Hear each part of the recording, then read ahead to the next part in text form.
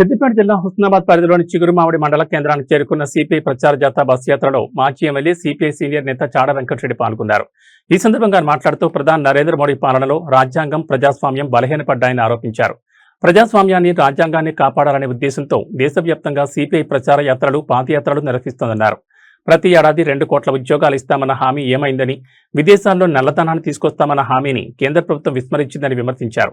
నిత్యావసర వస్తువుల ధరల పెరుగుదలతో ప్రజలు ఇబ్బందులు పడుతున్నారని, పేపర్ లీకేజీలతో విద్యార్థులకు అన్యాయం జరుగుతోందని అన్నారు.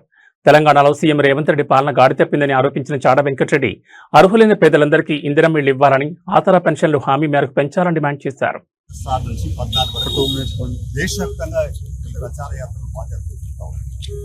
ప్రధాన ఉద్దేశం ఏంటంటే ఈ దేశంలో నరేంద్ర మోడీ 12 సంవత్సరాలు అధికారంలోకి వచ్చిన తర్వాత పూర్తిగా రాజ్యాంగాన్ని, ప్రజాస్వామ్యాన్ని పాటిస్తున్నాం. వచ్చిన తర్వాత ఆయన చెప్పిన మాటలకు చేతలకు పొంతం లేదు.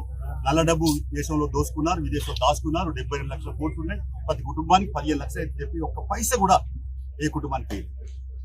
దాన్ని జన్మన్ దాని ఖాతాలు చెప్పుకున్నాడు వేయలేదు. రెండో పాయింట్ అంటే సంవత్సరం 2 కోట్ల ఉద్యోగాలు ఇస్తే ఒక్క ఉద్యోగం కూడా లేదు. ఇప్పుడు నిరుద్యోగులు పెరిగిపోతున్న పరిస్థితి ఉంది. మరి ఇలా ఏమైనా ఉద్యోగాలు ఇస్తే అవుట్ సోర్సింగ్, కాంట్రాక్ట్ అంటున్నారు. ఉద్యోగ భద్రత లేదు. మరి యువకుల బతుకులు చిక్కిపోతున్న పరిస్థితి ఉంది. ఇంకోవైపున చూస్తే ధరలు అడ్డగోలుగా పెరిగిపోతాయి. నూనె ధర కానీ, పప్పుల ధరలు కానీ, నూనెల ధర కానీ, సబ్బుల ధరలు కానీ, లేదా ఆఖరుకు మనం వాడుకునేటువంటి టీవీ అన్నిటి మీద కూడా, ఫ్రిడ్జ్ల మీద కూడా అడ్డగోలు పెరిగిపోయింది. జిఎస్టీ ట్యాక్స్ విపరీతంగా వేసి పెనుమారు మోపుతా ఉన్నారు. ఇక డీజిల్, పెట్రోల్ ధరకైతే అదిపేలేదు. రోజు పెంచుడే. అప్పుడప్పుడు గ్యాస్ సిలిండర్ ధర 450 ఉన్నాయి, 1200 పెరిగిపోయింది. ఇలాంటి అనేక ప్రజా వ్యతిరేకత రావస్తుంది. ఏమన్నా అంటే బీసీ వాళ్ళ, ఛాయ్ వాళ్ళ, పేదవాళ్ళ గురించి వచ్చినా అని చెప్తున్నారు. నీట్ పరీక్షా పత్రాలు ఎందుకు లీక్ అయినాయి? ఇప్పుడు లీక్ అయిన తర్వాత చేతుగాలిన కాకులు పట్టుకున్నట్టుగా ఇప్పుడు చట్టం తీసుకొస్తా, నేను చట్టం అంటే ఏం చేస్తావు నువ్వు? అయిపోయాయి. మరి చాలా మంది యువకులు అయితే చనిపోయింది కదా, సో ఆత్మహత్య చేసుకున్నారు కదా. అంటే నువ్వు ఇప్పుడు చట్టం తీసుకొచ్చి ఏం చేస్తావు? మొన్న జంతర్ మంత్రం చేస్తే వాళ్ళ మీద లాఠీ చార్జ్ చేసి బ్రహ్మాండమైనటువంటి పద్ధతులను వాళ్ళ కేసులు పెట్టి పూర్తిగా కార్పొరేట్ శక్తులకు అనుకూలమైన పరిపాలన సాగిస్తా ఉన్నాడు. రైతుల వ్యతిరేక పాలన సాగిస్తా ఉన్నాడు. రైతులకు మద్దతు ధర చట్టం తీసుకొస్తారని హామీ ఇచ్చి కూడా అమలు చేయలేదు. ఇంకోవైపున కార్మికులకు 29 చట్టాలు ఉంటే వాటి రద్దు చేసి 4 కోట్లకి విభజించి సమ్మెక్కుని అరిపజేస్తా ఉన్నాడు. వాళ్ళు పైకి తీసుకురావాలి.